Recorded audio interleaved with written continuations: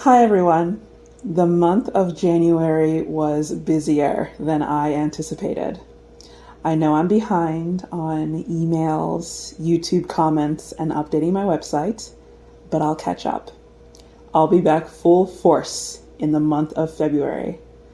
Please consider supporting my YouTube channel with a VIP or MVP membership. Information is below in the description. Thank you to those who have signed up already. Confirmation emails with more information will be sent out soon. In the meantime, I present to you my interview with Dr. Raymond Moody Jr., the medical doctor who pioneered NDE research in the 1970s, and documentary filmmaker Paul Perry, who co-authored several books with leading experts in the field. Join us as we discuss the historical, scientific, and philosophical rationale for NDEs, OBEs, past life memories, and the reincarnation cycle. Please enjoy this fascinating and intellectually stimulating discussion on the afterlife. Have a good weekend, and please consider sharing this video with your friends and families, as this would be an excellent introductory foundation to open the minds of relatives and acquaintances to the reincarnation cycle. All right. Hello, everyone. Happy 2025. It is the new year, and, with a brand new year, it reminds me of the cycles of times, the cycles of the seasons, and the cycle of life. I am honored and absolutely thrilled to have with me today two guests who have devoted years, decades of research to specifically studying the cycles of life. I am joined here today with Dr. Raymond Moody Jr., known as the father of NDEs, or near-death experiences. I am also joined by documentary filmmaker Paul Perry. They have both co-authored several best-selling books regarding near-death experiences, and their most recent book, Proof of Life After Life, deals not only with near-death experiences, but also the phenomenon of shared death experiences, which we will talk about today. Gentlemen, welcome to my YouTube channel, and how are you both? We're good. I'm good. How are you doing? Yeah, I'm terrific for an 80-year-old. Because I did a lot of geriatrics in my psychiatry resident, plus I, as a psychiatry resident, plus I was raised by old people. So the very thing that distresses so many people are just interesting to me. And I find this, what happens to your body at this age is phenomenal. And in terms of Greek philosophy, which we mentioned a little before we came on here, that's what it's been all about for me. I've been studying Greek philosophy continually now for 62 years and still don't know much about it. But it's not really possible to comprehend how this whole field of near-death studies began without understanding its origin in Greek philosophy. I agree with that. I think that it's amazing how, we consider this cutting edge and new research, but the truth is people, philosophers of old, have been studying this for thousands of years. Yeah. And we're essentially just carrying on that legacy and passing on that torch. So as an introduction for our guests today, Raymond Moody is a medical doctor who specializes, as he stated, in psychiatry. He also has PhDs in philosophy and psychology.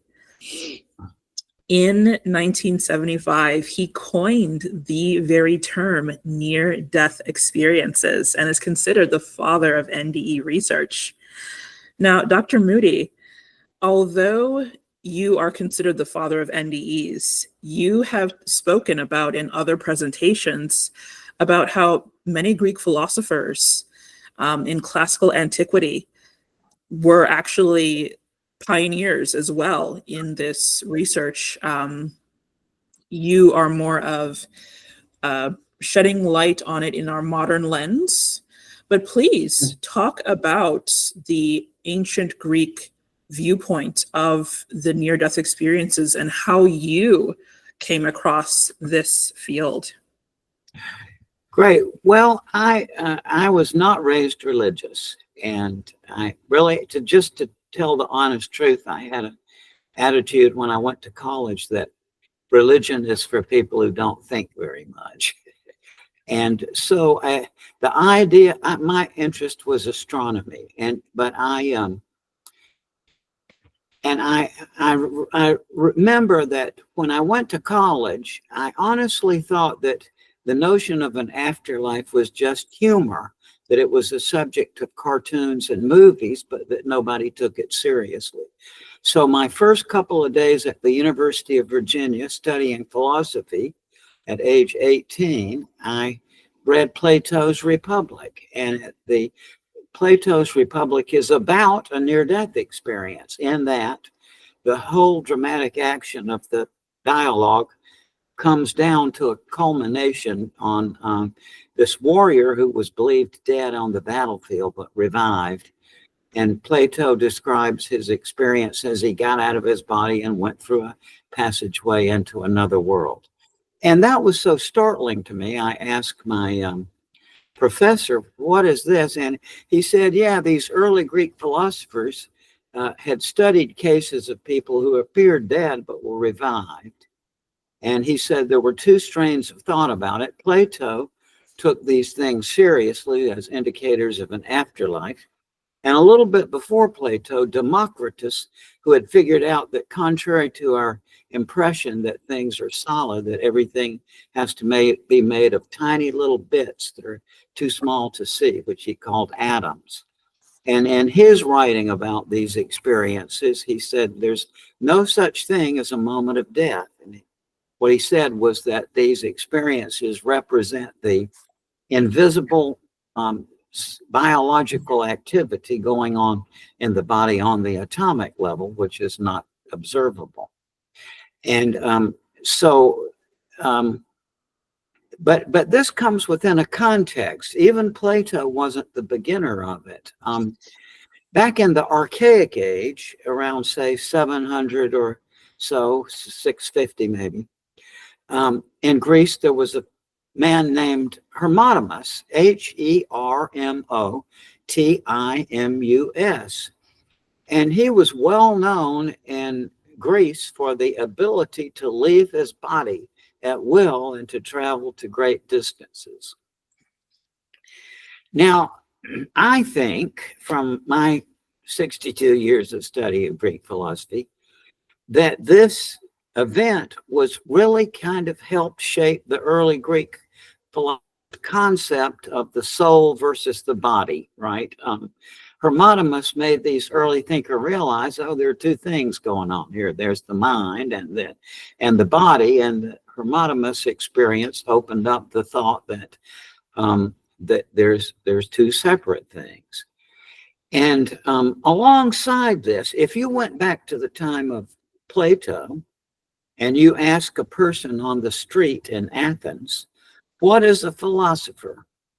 The public thought that a philosopher is a person who probes into things up in the air, and this meant out-of-body projection and travel, or magical flight.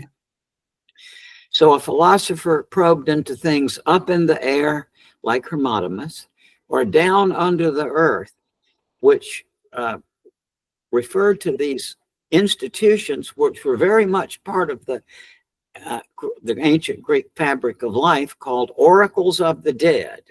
And there were about 5 major ones. One is now being excavated in Heraclium, the southern Italian Greek city that was buried along with Pompeii and the explosion. And they're going into that one, but a number of them have been investigated. And the philosophers were associated with these institutions. And they had two techniques that we know of, which actually work, incredible as it may seem, which enable them to evoke spirits, not in the modern sense of mediums. It's nothing like that. People would go to these institutions and they would stay down in the dark for a period of time and loosening up their consciousness, and they would go through a procedure during which they would seem to see and converse with the departed, their departed relatives and friends. And so, this is history. It was very embarrassing to most students of Greek philosophy until recently, but now there's an opening up of this. And in 1993, Paul and I published a book called Reunions on my replication of the oracles of the dead. Basically, although it sounds incredible and it sounds completely counterintuitive, the reality is there are at least two methods which have known from the classical world and have survived in certain areas even into the modern worlds of evoking the deceased. And one involved gazing after preparation, gazing into an optical clear depth in the darkness. And the way they did it at these oracles of the dead was they had a cauldron which was filled with water and presumably olive oil on the top, and in a subterranean environment illuminated by by torchlight. After preparation, when they're talking about their deceased relatives, they would actually have apparitional experiences in which the apparition of the deceased appears within the optical depth, or sometimes actually comes out and interacts with people in the room. And the other method was called dream incubation, where you would write a letter, or you sleep in a holy place, or after preparation, or in other versions of it, write a heartfelt letter to the deceased person, spilling out all your feelings and questions, and then just kind of putting it out of the way under your bed and forgetting about it. And both of these methods do bring about vivid experiences which people interpreted to be communions with deceased relatives. And that sounds so extraordinary, but I want to say at the very beginning was that the subjects that I tested this out on my first run of it were graduate students of philosophy and medical doctors and a PhD psychologist. I mean, I fully anticipated when I started this that my subjects, because of their background, if they saw something, they'd say, yeah, I saw an image in the mirror. It looked like my grandma, but was it real or was it a figment? I have no idea. But the result was quite different, and that people actually do interpret this to be a reunion experience with departed loved ones. By the way, this has been replicated by other people, such as Dr. Arthur Hastings, who's run a couple of really fascinating articles on his research, and Omega, the Journal of Death Education, and also in the Journal of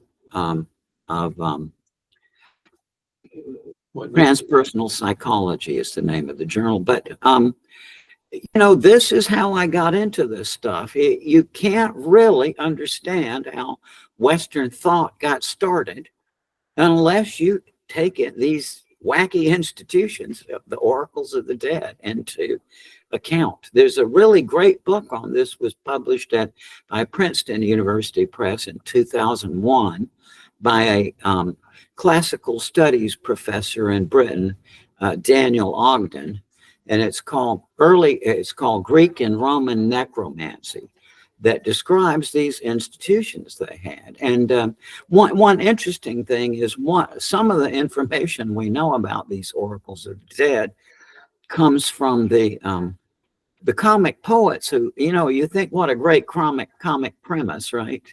And so Aristophanes wrote several plays mocking the oracles of the dead. It's called exploiting them for humor. But this is a reality. And the most interesting point to me is that the fundamental concept of logic is the notion of truth, right? Or validity, like Yes. deduction. Yes. And what is extraordinary, but nonetheless true, is that notion came here from a Greek philosopher named Parmenides in about 500 BCE. And in his discourse about the origin of the concept of truth, he attributes it to his underworld journey. He apparently at one of these institutions, he must have worked at one, I gather, because they found the bottom of a statue that calls Parmenides iatros, a position of the soul, or according to Parmenides, on one of his journeys to the underworld, he was abducted by a goddess who sang him a song with the instruction, when you go back to Earth, Parmenides, don't tell people to believe this because the goddess says so. Tell them to work it out in their own minds and see it for themselves. And that was the very first written out logical deduction. And the reason for this is, in a pre-literate society, people won't have the notion of truth. And that is because the first inkling we have that some things are the case independently of what anybody thinks about it is in connection with deduction, right? Because we all know that first premise, if Andy is taller than Bill, second premise, Bill is taller than Charlie, the conclusion is that Andy is taller than Charlie. And it doesn't matter what anybody thinks or perceives or believes. That is the reality. As a matter of fact, when Parmenides' discovery, he would ask his students to sing this song over and over till they learned it by heart. And when they did, they would have that intuition that we don't know anymore because we learned it when we're kids, right? But this was the first time people realized that deduction gives you a glimpse of something that's the case independently of what anybody thinks about it. So that's how I got interested in these near-death experiences. I found out about them in Plato, and then in 1965, I heard from I listened to a professor of psychiatry at UVA named Dr. George Ritchie, and he was the first living person I heard this from. But I've heard this from thousands of people. And the reason why we have the illusion that this is something new is simply, I think, technology. These things always occurred, but they were extraordinarily rare. Because what's the odds that somebody who appears dead is going to live? In antiquity, not high, you see.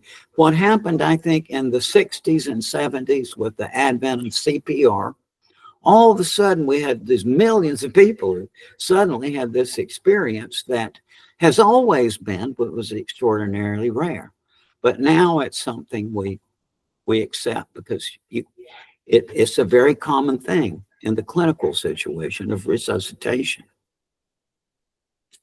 Excellent point there about how the illusion, it's the illusion of this seeming like a new-ish phenomenon is because of the medical advancements in resuscitation, as well as the internet and information making it so widely available. But yes, your point about how this stuff has actually been studied, this topic has actually been studied for thousands of years. And I didn't even know about Hermotimus. Hermotimus, Hermotimus. As a matter of fact, Aristotle mentions him probably 300 and something years later. So he was very well known in ancient Greece. Oh, wow. My cursory knowledge of the ancient Greek philosophers basically only goes back to Pythagoras, who I think was 500 BCE, correct? Somewhere around there. About 550 BC is the current dating.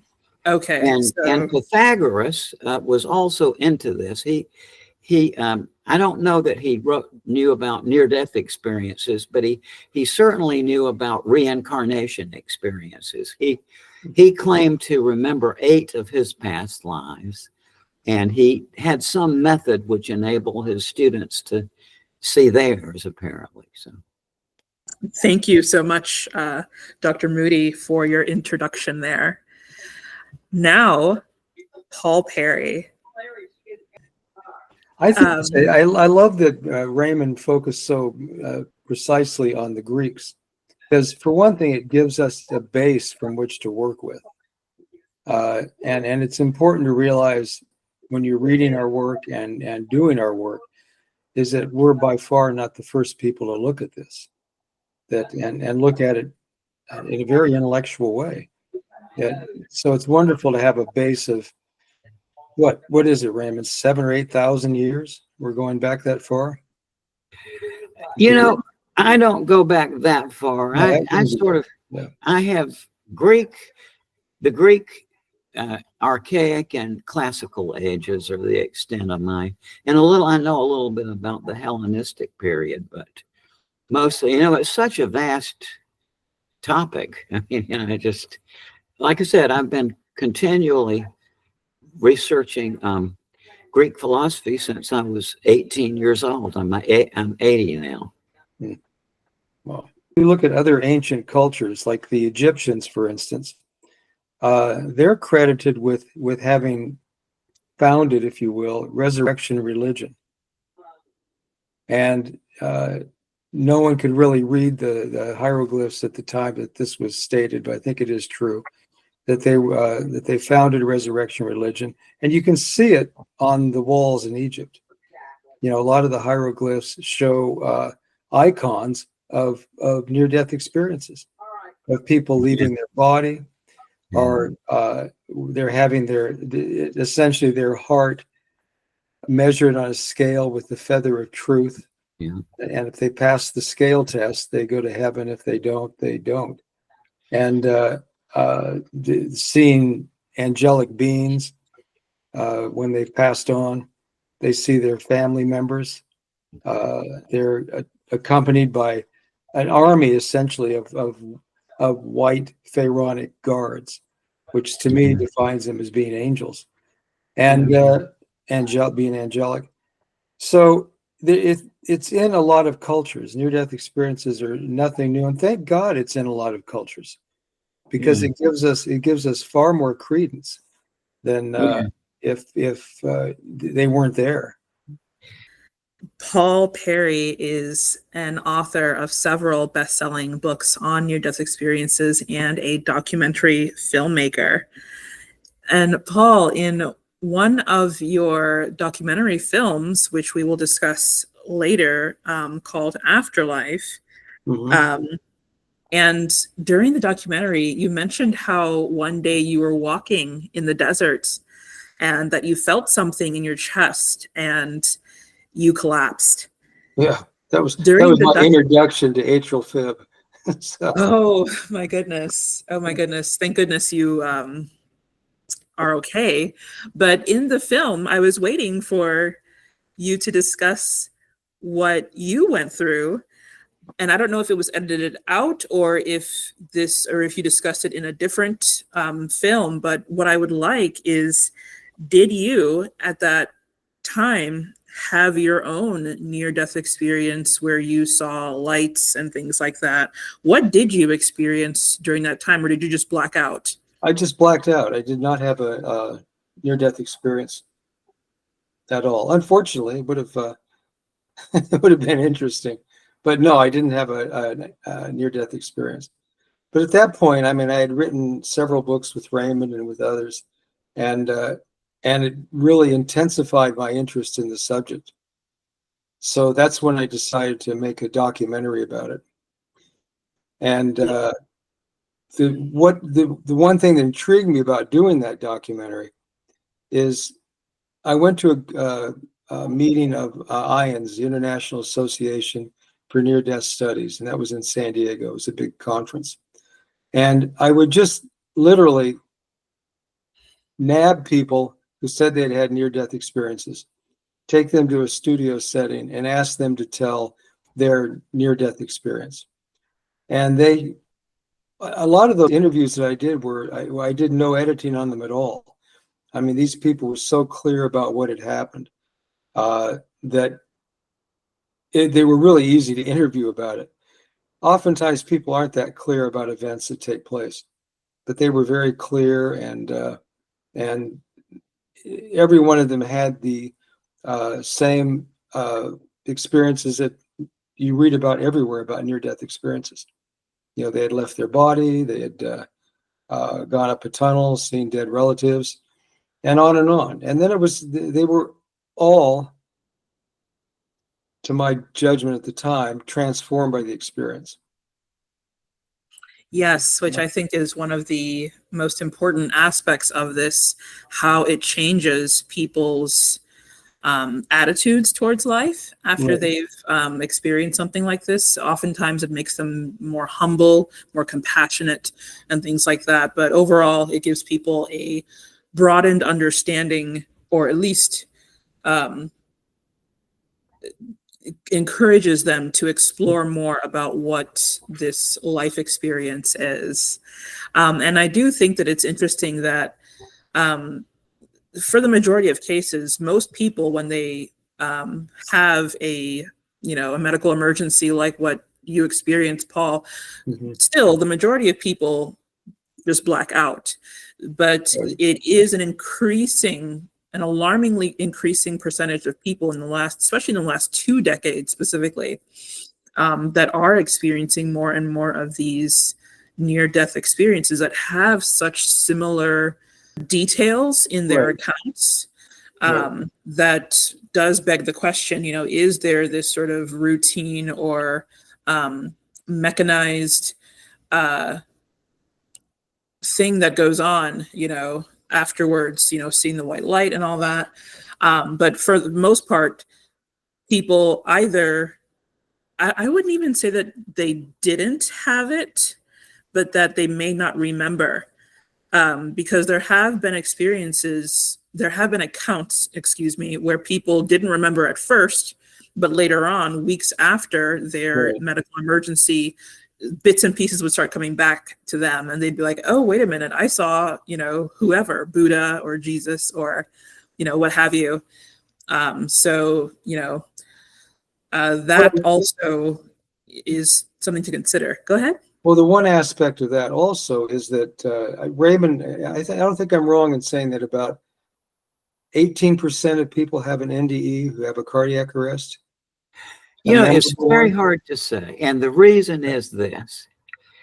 Some of the studies that are showing about 18 to 20% are questionnaire studies. And the difficulty with that is that, well, for example, in the 70s, there was a very well-known cardiologist, and Dr. Bender at Hamburg, in Hamburg at the Cardiology Institute there. And about the same time in the United States, in Colorado at St. Luke's or I forget which one, in Denver, Dr. Fred Schoonmaker. And both of these were cardiologists who had discovered this from their own patients. And both of them gave exceptionally high estimates. Dr. Schoonmaker, when I talked to him about it, had interviewed over 1,600 people that he had resuscitated. Wow. And he said about 60% of them had a near-death experience. Really? Dr. Bender thought it was even higher, about 80%. But the studies that are done with questionnaires give you a smaller rate. But who knows why that is? You could look at it either way, that but just to tell you the truth, the way I look at it, both Schoonmaker and Bender were what we call oral personality people, like very easy to talk to, very jovial, kind of large. And I can easily imagine that if I had been through something like this and one of those guys had plopped down and said, "How was that for you when you almost died?" I can imagine that I might be more forthcoming with them than if somebody came by and said, "Fill out this questionnaire." Yeah. But I don't know. But, it's my point is it's very difficult to get an estimate on the incidence or the proportion of people who come near death who have this. Yeah, I it's just true. It's definitely true that how you talk to a person who's had an NDE, that will depend on how much information you get out of them. Yeah, that's right. Like a great example is when I was writing our first book together, Light Beyond. I was also writing a book on reversing heart disease with the doctor at Case Western in Cleveland. And one day I was in Cleveland talking to the doctor, and we were standing at a nurse's station. And he said, "What else are you working on besides the reversing heart disease book?" And I said, "Well, I'm working on a book on near-death experiences." And he shakes his head and says, "There's no such thing." He says, I've resuscitated hundreds of patients, and I've never heard them once say anything that resembles a near-death experience. So he's called away from the nursing station, and the nurses come over to the desk. And they said, "Well, we hear them all the time. And the reason he doesn't hear them is he doesn't ask some questions about what it was like when they died, when they had cardiac arrest." And that, that's a distinct, it really matters who was asking the questions about what happened when you almost died. Yeah, a good example of that, this was decades ago, but a cardiologist who had been studying these near-death experiences gave a talk on it to a cardiology convention he was at. And after his report, another cardiologist in the audience stood up and said, "Dr. Sabom, I've been in the practice of cardiology 20 years. I've never heard a patient describe anything like this." And there was a kind of silence. And then another cardiologist in the audience popped up and said, "Well, it said to the cardiologist who had just spoken," he said, "Well, I'm one of your patients, and I'm still not going to tell you about my experience." It really depends. This is just very common, and it's hard to get an estimate of the percentage. Yeah. And it's also hard to figure out why some do and some don't, because many of the markers you would think of don't occur, aren't relevant. For example, it doesn't seem to have anything to do with the person's prior religious belief or whether they had any religious belief or not. And it doesn't seem to have anything to do with the specific event that brought them close to death or the age of the patient. But what the reason is why some do and some don't, we just don't know. Yeah. I mean, who experiences things like this it's interesting because I go back to the visions in Egypt, okay? And in 1968, there was this very clear vision of Mary, and she was there off and on for months. Like I said, people would come and see her wandering around this church, and there'd be 1,000 people out, and they would all see her. But then a lot of them didn't see her at the same time.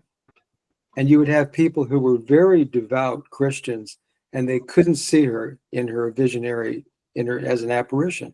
And other people who were not strong Christians, who were atheists, could see her.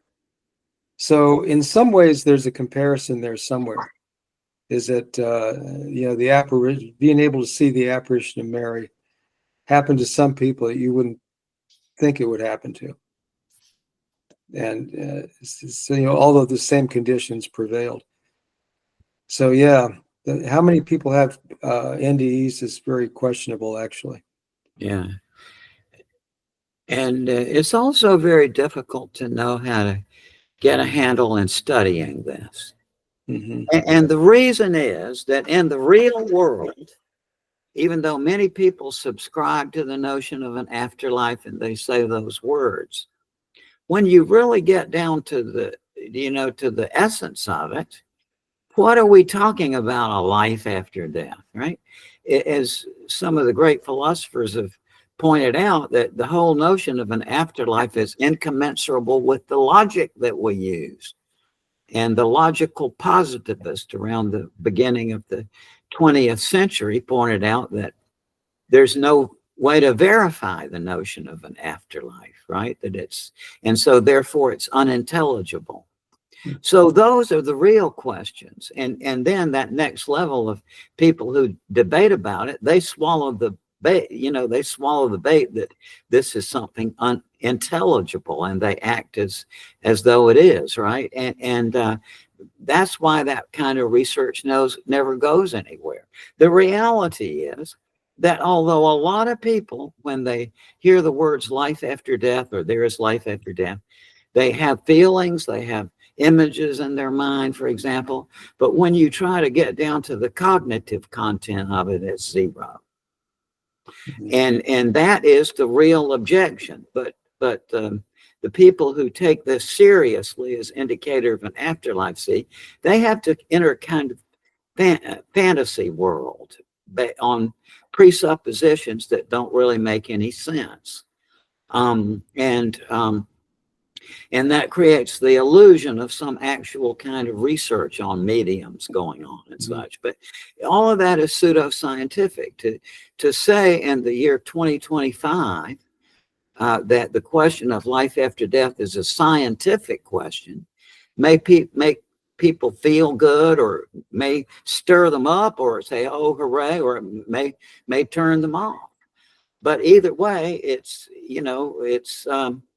the reality is the whole notion is unintelligible, but that's all right. Go back to the year 1915 in your mind, and listen to the following three sentences.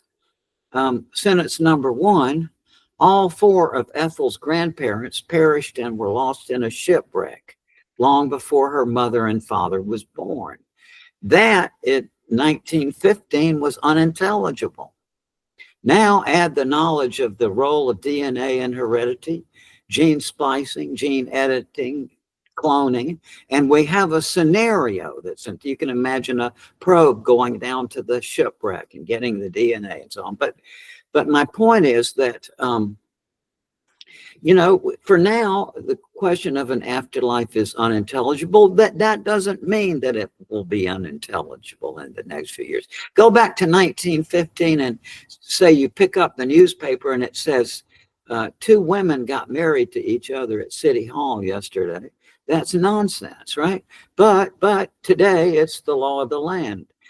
Or, go back to 1915 and hear this sentence: I watched a movie on my phone this morning. See, unintelligibility is not an absolute concept. And in science, nonsense has always been used as a placeholder. Eddington, I think it was, pointed that out. And that is that we may know that something is unintelligible. We hold on to it as a working hypothesis until we can get a method to make it intelligible. And I think that will have to be the next part of research on this, is how to make what is now unintelligible intelligible. And when we can do it, it takes you out of the realm of story and thrills, but it actually can happen. So we can kind of open parallax on the afterlife is the concept I use, that we'll be able to look at the same thing, the afterlife, from two slightly different points of view. One would be the way the Aristotelian logic makes it a travel narrative, right? I got out of my body, I went through a tunnel into a light, and I saw my life in review. I came back to my body and returned to life. That's a travel narrative. But think about it this way. They also say that this experience was not in time and not in space, and there are no words for it. So if there's no time and no space, what sense does a travel narrative make? But that's all right, because we can intervene in that. And in the future, people who have a near-death experience will have a new set of concepts where they can make, because when somebody lapses into unintelligibility and doesn't realize it, and they are in a sane state of mind, they can correct it. If the coach says, you guys pair up in threes, that's nonsense, right? But if you point out to the coach, and assuming he's in a coherent state of consciousness, he'll say, well, pair up means twos, coach. Then he will get it and he will correct it next time. And because of that, we're actually able to send people over there with new concepts so that when they come back, they'll be able to articulate it in a new way. And then by comparing those kinds of accounts with the Aristotelian model that sees it as a travel narrative, now we're going to look at it from the point of view not just of Aristotelian logic, but new logical principles. That will open up parallax. It's how do we know it's 4.3 light years to Alpha Centauri? Well, because the flock of homing pigeons they sent out there never returned. So how did they figure that out? Well, they know that it's 186 million miles across the orbit of the Earth around the sun. So when you measure the angle here to Alpha Centauri and wait 6 months, measure the angle again, there will be a minute difference. And so, you know, this is a way that we can open up the afterlife for rational investigation. Yeah, and I agree, especially with the attitude of dismissal of subjective experiences. Right. For example, dreams, right? We all have dreams, even though it's our own personal subjective experience, but because everyone has it, it has become part of our objective reality, even though there's no one can post their dream on YouTube, for example. You know, you can't make a documentary film where you're showing a recording of Paul Perry's dream that he had last night. You know, you can't do that. You don't have proof that Paul Perry had a dream, but because we have all had dreams, it has become a collective subjective experience, and in a weird way, that is why it has become objective. But when it comes to NDEs, like we just said, because it's not this collective in terms of a universal experience, like something that everyone has, that's why it's so easy for that cardiologist that you spoke about to just say, oh, well, I've never experienced that, therefore it's not, you know. But, you know, I always go back to, okay, what about dreams? Well, if let's look at that maybe in a different way. If the three of us had the same dream tonight, and then we all spoke in the morning, would that be a subjective experience or an objective experience? Yes, and then another whole deal is when I taught epistemology, I talked to my students about the 4 concepts of objectivity. I mean, that one word we like, but the reality is there's 4 different specific concepts of what objectivity is. And so, you know, it's like the concepts that we use to investigate these things are you know, maybe we need some new concepts. Now, also in terms, as Paul and I have talked about, in terms of the objectivity idea, you see, in a shared death experience, this experience of leaving the body and seeing the light and all these different things occurs not to somebody who almost dies and returns, but rather to bystanders who are present at the death of somebody who does die. And in that circumstance, it's very common for people at the bedside to say something like, as grandma died, I lifted out of my body and I went part way toward this light, or I came back to my body. Or people say that As grandma died, the room filled with light, or it changed into another kind of configuration, or that they saw apparitions of the dying person's deceased relatives coming into the room as though to escort them away. And incredibly, I have quite a number of cases over the years of people tell me that as their loved one was dying, they empathically co-lived the dying life review of the person who's passing away. Now, again, back to your question, is that objective or subjective? See, I mean, I don't know. But now for years, I assumed uncritically that when somebody had a empathic co-living of the dying life review of somebody, it would have to be somebody intimately connected with that person, right? A relative or a loved one. But some years ago, my wife and I got a communication from an ER doctor who was called to the ER to resuscitate a patient he had never seen before. Mm-hmm. And he told us that as this guy was dying, the guy's life just came up around the doctor. And so, you know, these things are very hard for me to dismiss on some antecedent principle of what must be the case. You know, it's impossible, I think, to make the judgment in these shared death experiences. Is that an objective or a subjective experience? There have been plenty of cases where a mother, for example, you know, she would just be going about her day and then a feeling of dread would wash over her, right? Mm-hmm. And then sure enough, she makes a phone call and finds out that her son or someone was involved in a car accident. Yeah. You know, why did that happen? You know, old tales talk about, you know, a mother's intuition and things like that. But the question I have for you, gentlemen, is would that also be considered a shared death experience where a parent has this sort of feeling wash over them when their child gets involved in an accident or something like that? Well, yeah, I would say so, but also it's like it shows this is such a vast subject. There's so many different variations of this, right?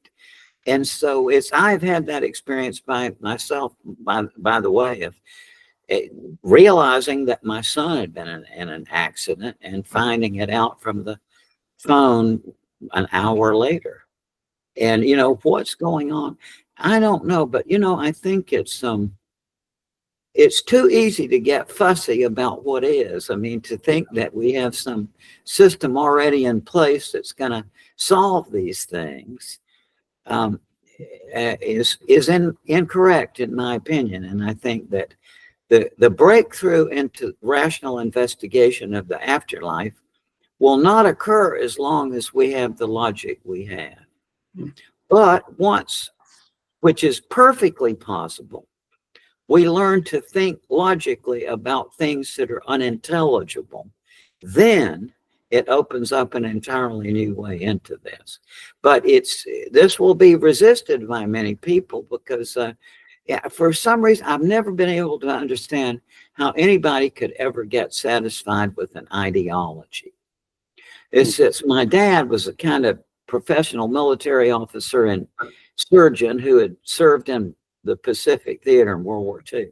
He was a crusty, tough old guy. And so I kind of grew up with that attitude. And also we weren't religious. So, you know, I'm astonished by so many people who get caught up in ideologies. What is the fun of that? You know, the kind of person who, whatever question you ask them, they'll send it through their Christian principles of whatever ideology is and come out with a generated answer. And do those people look happy? No, they look cramped. Jesus, I know just Jesus. I know you're going to Jesus. That looks to me like anal retention. You know what I mean? And so the idea that, you know, these ideologies are going to solve this question of an afterlife to us, you know, that's ridiculous. I really like what you said, Dr. Moody. I wrote that down, actually, how to learn to think logically about the unintelligible. Yeah. That is, I wrote that down actually. That's a very, very notable We statement. can absolutely do it. Yeah. Yeah.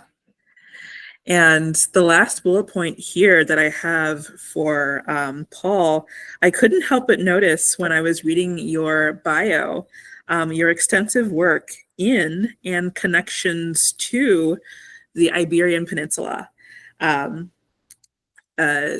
You are an official filmmaker for the Portuguese royal house.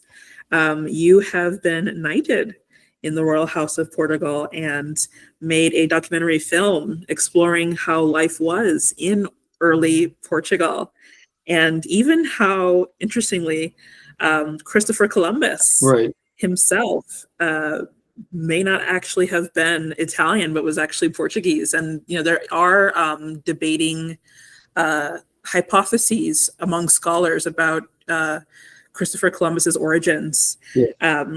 There's no debate anymore as of a couple months ago.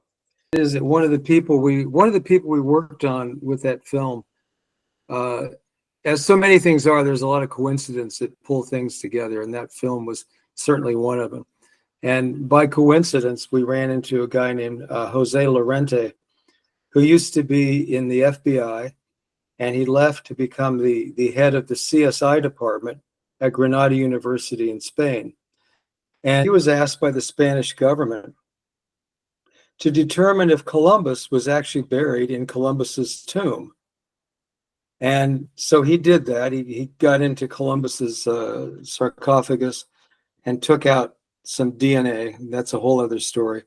And compared it, because after he was dead, his body traveled to many places. And it went all the way to Dominican Republic, to Cuba. It came back to Seville. He died in northern Spain and ends up being buried in southern Spain. And so they wanted to make sure that he was the guy that was being honored as being Columbus, Christopher Columbus. So they compared his DNA with his brother's DNA, who had been buried right after he died in Seville and had never been dug up and traveled. And that's when they look at different things with his DNA, because they had it. And one of the claims for 500 years now has been that Columbus was a bastard child of Portuguese royalty. And when I first talked about it, I was talking about it with a Vatican relic expert who's Portuguese, Carlos Evaristo. And he was telling me all these stories about Columbus that he had been raised with. And I said, I don't think that's true. That's not what we learned in America. So I had a chance one day well, many times, because I go visit Portuguese royalty every once in a while. But I spent the day with the Duke of Braganza, who's a man who would be king of Portugal if they still had a king. And I said, you know, Carlos was with me, and we got in this conversation about where was Columbus born. And the Duke said, well, he's related to my family, you know, the line of King John, which went all the way back to Columbus and before. So we spoke to Jose Lorente, and Lorente tested the Duke of Braganza's DNA against that of Columbus, and they are related. And wow. But then it went further with Lorente, because Lorente wanted to see if he was actually Italian. And so he did a major study with like 14 institutions around the world on the DNA searching for the DNA of Christopher Columbus in Italy and in the whole rim of the Mediterranean. And they found no match at all. And what they did find is a match in northern Portugal. And at the time, boundaries were kind of funky, and you know, not that they aren't now. But the conclusion was that he was born in northern Portugal and was his mother was a Jewish woman named Isabel Zarco, and she was impregnated by the Duke of Beja, who lived in Cuba, Portugal at the time. Whether he was born there or up in the north I don't think is really known. But so that's where they pegged him, as being the son of Isabel Zarco and the Duke of Beja. We went looking, we made a documentary about this, and we went looking for the DNA of the Duke of Beja. And in I think it was 1837, if not earlier, there was a change in government in Spain, and the government emptied out all the sarcophaguses of members of royalty or people who were placed in high positions by royalty, and they buried them all in mass graves. So they don't know where these people are now. There's empty sarcophaguses everywhere. And we went to Beja and found the Duke of Beja's sarcophagus, and there was nothing in it. We went to Granada Cathedral, and we were allowed to go in and see the tomb of Isabella and Ferdinand. And Isabella's, there's 5 people in the tomb with them. And one of them was a child, Prince Michael. And we wanted to get the DNA of Prince Michael because he was the son of the Duke of Beja. That way we could get a DNA match. But they wouldn't let us go into the sarcophagus of Michael because they just didn't want it open. So we couldn't get his DNA. But there's all this indication that in fact it's official now that Columbus was not Italian, and that he was probably born in Portugal, but he could have been born further down in Portugal and Cuba. There's another kind of thing we call it, which was like geographic DNA, and that is that when Columbus went to the New World, he named many of the islands around the island that he landed on, and those islands that are named and are still exist the same name on the map are the names of towns around Cuba, Portugal. So he named Cuba, and then there's all these like 14 names that are the same name as towns right around Cuba, Portugal, which is about the size of 20 parking lots. But so we consider that kind of an odd form of DNA, that everything happened to have the same name as towns around Cuba, Portugal. So yeah, that's it.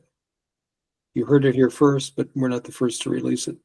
Yeah, that is fascinating, and it's incredible because it's so recent. Yeah, it is. The main reason why I noticed all of this is because I have Portuguese ancestry on my mother's side. So I thought it was interesting that you have so much experience and research with Portugal specifically. Yeah. But please, Paul Perry, where is this newest or this documentary available? Oh, it's online. It's on Amazon and it's on Apple. And Amazon, Apple, okay. And is it on your official website or anything? It's on my website, but I would refer to people to that to go to Amazon maybe. Okay. Secrets and Mysteries of Christopher Columbus, and look up my name, and it'll give you. I have about 6 documentaries, and that's one of them. It's pretty fascinating actually, because we did interview for this. We interviewed Christopher Columbus the 20th. Who has just recently retired as a Spanish admiral. And then we interviewed Vasco da Gama, the 18th, I think he's the 18th, to talk about what they're, because they know a lot about family history. So they both willingly spoke about this. And then, of course, the Duke of Braganza. So it's really fascinating, well-researched documentary, for sure. Wow. And does Portugal itself have a personal, or do you have a do you feel a personal connection to Portugal as to why you've done so much research there? Or is it more of because you just happen to have a network or connections there? Like what calls you to the Iberian Peninsula? Well, what started it off was a painting by Salvador Dali called The Vision of Hell. And it's a painting he did after interviewing Sister Lucia, who was one of the little girls in Fatima who witnessed Oh, yes. the Yes, I read about apparition that. of Mary. Yes. And part of the apparition that she had was that the earth in front of her cracked open and they had a vision of hell. And Dali was commissioned by a group of Catholics in New Jersey, of all things. This story goes all over the world. And they wanted him to do a painting of the vision of hell, because they felt that would then be very popular and people would start following kind of Portuguese Catholicism, actually. So, so he did. He went to Portugal. He interviewed Sister Lucia, and he had, of course, no pictures of hell, but her descriptions were very vivid. So he ended up doing this painting called The Vision of Hell, and it changed his work. He became more religious after that. He started doing more religious paintings, and the Catholics hated it, and they barred the painting. And so rather than throwing it out, this in New Jersey hid it under a nun's bed, and it was under the nun's bed for 40 years. And then somebody found it. The nun actually was cleaning her nunnery, and she got under the bed and she found this box, pulled it out, and she understood art, so she saw Dali's name on it and knew it was clearly a painting by Dali. And she took it to the one of the priests and told him and asked him what this was about. And he said, "Oh, that's something that a guy named John Hafford, a really wealthy man in New Jersey, hired Dali to do because he wanted to make Fatima more popular." Hafford's really the guy that turned Fatima into a major tourist destination. And he said, and then the Catholics saw it and decided they didn't like it, and so Hafford hid it underneath the bed. So I thought, well, that's a great story. So I got commissioned to do it, and I went to Portugal and started working on the story, and then finding other people that, other stories about Dali from being there. And one day I ran into the Duke of Braganza while I was filming, because we were up at his castle, Oram Castle, and we talked, we got together, we got along well. And he said, "Well, I could use somebody like you as a knight, one of my knights." And so I said, "Oh, that'd be great." And I kind of ignored it. And then about a month later, I got a letter from him saying, "Well, you're being invested on September 30th, and come back then." And that's what I did. I came back, and I just continued to get. It's so intriguing to deal with religion anyway, but it's, in my estimation, very intriguing in Europe, and especially in a place like Portugal, where Catholicism is so entrenched. And so that's what I've been doing. I've been doing a film on holy relics all over Europe. We've looked at what have we looked at? The Crown of Thorns at Notre Dame. We filmed there in Notre Dame right before the fire. Oh, yes. The site of James's burial, which is in northern Spain, actually Coimbra, and the Holy Grail, which is according to the Vatican in Valencia. And we got to handle all this stuff and film it. I've been working on that and other things in Portugal. Portugal is a wonderful place, and I just have good connections there. So there you go. My family's Norwegian, so I don't speak Portuguese, but that's okay. Yes. Wow. Very fascinating. Thank you for sharing. Sure. Now, Dr. Moody, was Life After Life the first book? I know this was the groundbreaking book, but was this the first book that you wrote for Yeah. compiling your NDE research? Wow.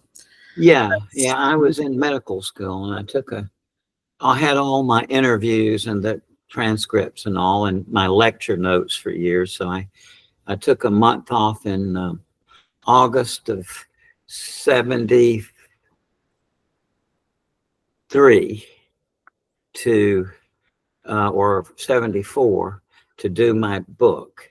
And so that was when I wrote it. And in August of 1974, it was published in November of 75. But I had been collecting these cases. Actually, the first living person I knew was Dr. George Ritchie, that I heard in 1965. But by the time I wrote the book, I had gathered roughly 150 cases.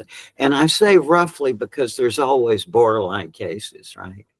It's like where some was that a near-death experiences or a delirium. Right. And that actually leads to my next question, because, at first we were all skeptical about this idea of near-death experiences. What was the event or series of events that pretty much, set it for you, and made you devote your research to this field? Just when I learned out about the ancient Greeks' interest in these experiences, that was what got me interested in it. And then 3 years later, I heard an actual case. So that was, how can you not be interested in this, right? And so it was quite an adventure. And and one of the first things I discovered was how easy it is to find cases. It was so counterintuitive that this occurred, but one story I hear very often is poor Dr. Moody. He was persecuted by the medical community. They thought he was nuts and so on. And that's a story that makes me look heroic. But the reality is this. By the time I went to medical school in September of 72, I had been investigating this for some years. And I had friends of mine who were in medical school ahead of me, who had spread word among the faculty that in September this student was coming as a PhD in philosophy, and he studied these near-death experiences. And within 2 weeks of arriving at the medical school, 8 of my professors had called me and Dr. Moody, thank you for investigating this. And about half of them had heard it from their patients. The other half had heard it from, had it themselves. So, this was so common at that time due to the advent of the CPR that anybody who brought it to public attention, I knew full well that I had no idea that the book would get all the attention it did. What I thought would end up in the hands of a few medical doctors and who would then ask among their own patients, and then they would find it out for themselves. And that did happen, but the electricity of the global reaction was something I did not anticipate in any way. That's very fascinating. And Paul Perry, you co-authored Evidence of the Afterlife with Dr. Jeffrey Long. Right. And I will ask the same question to you. What was that initial spark that was the catalyst of your interest in near-death experiences? In near-death experiences, well, I was living in New York at the time. It was in, what was it, Raymond, 88 or something like that? Yeah, 88. Yeah, and I was the executive editor of a magazine called American Health. And I got a call from Nat Sobel one day. He was our book agent. He still is. And he said, I have a friend here who would like some help writing a book, one of my authors. And he said, it's Raymond Moody. And he paused, and I said, I don't know who Raymond Moody is. And he said, well, he named and defined the near-death experience. And I said, I really don't know what that is. I think it's, overdosing and go up in a tunnel. And he said, well, okay. He said, you need to get educated about near-death experiences, because as the editor of a health magazine, you should know all about them. So he suggested that I go meet Raymond in Georgia. And I was just going to go to see if I was interested at all in the subject. And I met with Raymond. Raymond was and remains wonderful, as well as a wonderful teacher. And I got very intrigued by it. So we went to work on that book, and I just saw more things in the subject area that I was interested in. And so at that point, I started writing books on the subject. And I think I've written 16 books, I think, on near-death experiences. Oh, wow. 5 have been New York Times bestsellers.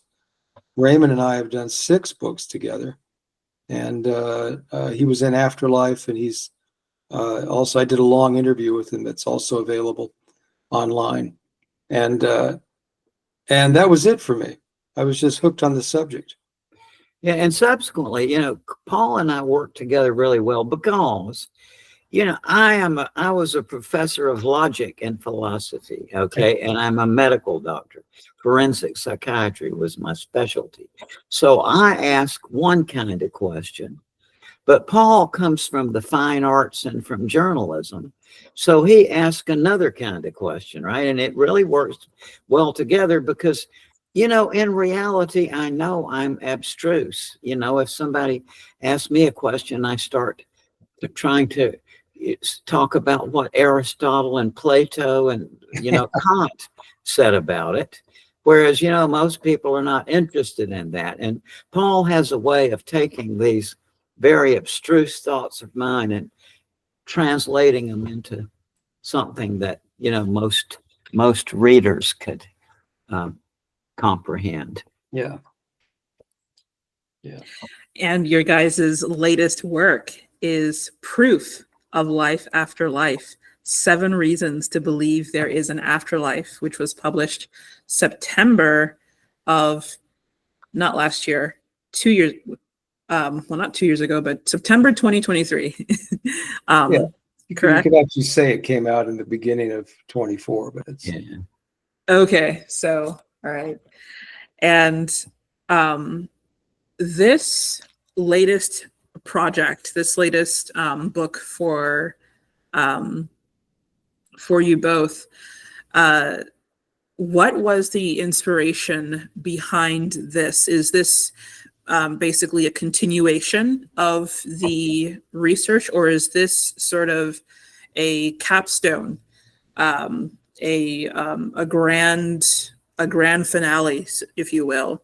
Or is this more of a continuation of a long line of research? What would you say is the premise of this and the inspiration? Well, I think we had actually multiple inspirations. I mean, Yeah. to begin with, working with Raymond is really rock and roll. I literally, because Raymond sits in a chair on his porch rocking, and all my audio tapes of Raymond are sounds of him rocking. It's really it's wonderful to work under that condition, because it really does help you think, oddly enough. Yeah. So we had written so many books together, and in all the books there would be this thing called a shared death experience. You would always you would frequently run into them when you're talking to people who had NDEs. And then one day we just said, why don't we do a book on shared death experiences? And we, agreed to do that. And then we kind of dropped it. And then we both had our own shared death experiences. And that was really what iced the cake for us. Yeah, and it was years in the making. We've been working on this a long time. And part of the inspiration for the title Proof is that I first became known for research on near-death experiences when I was a philosophy professor at East Carolina University in about 1970. because I'd already known about this, and I began to hear them from my students and from my colleagues on the faculty. And so, and ever since then, there's been a constant stream of people who would come up to me and, knowing me by reputation, and say, Dr. Moody, is there any proof that we have of this? Well, for years and years, what I said was, see, my mind as a professor of logic went back to Bertrand Russell and Alfred North Whitehead and their great book on logic. And I was thinking very technically, and the principles of proof as in the Principia of Russell and Whitehead. But and then for years I noticed with people, as soon as I would start talking like that, I would say, well, based on the canons of proof that we have, no, there's no such thing. And I would realize quickly that I wasn't on these folks' wavelength, that they were asking something else when they used that word proof. And I finally figured out what it is. It's what most people, maybe professional logicians excluded, but that what most people want to know, as I gather, when they ask, could there be a proof of an afterlife, is simply this, is people want to know, is it a rational thing to anticipate that when you die, you will have another level of experience? And I say, absolutely it is. It's we know enough about this phenomenon all over the world and how it affects people when they have it. So yeah, I mean, it's a rational thing. And I think that people can legitimately anticipate that when they die, they will have I won't say continuing, I'll say a different world of experience, because is it continuation if there's no time? See, what people say was that in this place I went, there was no time. So people end up in a spaceless and timeless environment, but not just conscious, but more conscious than they've ever been. Yes. As to the folks you were talking about, dreams, and what I find is that when people come out of a dream, they have the feeling that they coming back to reality, right, from a fantasy world. But that's exactly what people with near-death experiences say, that they're coming back to reality, but that by comparison, the world they come from is a dream.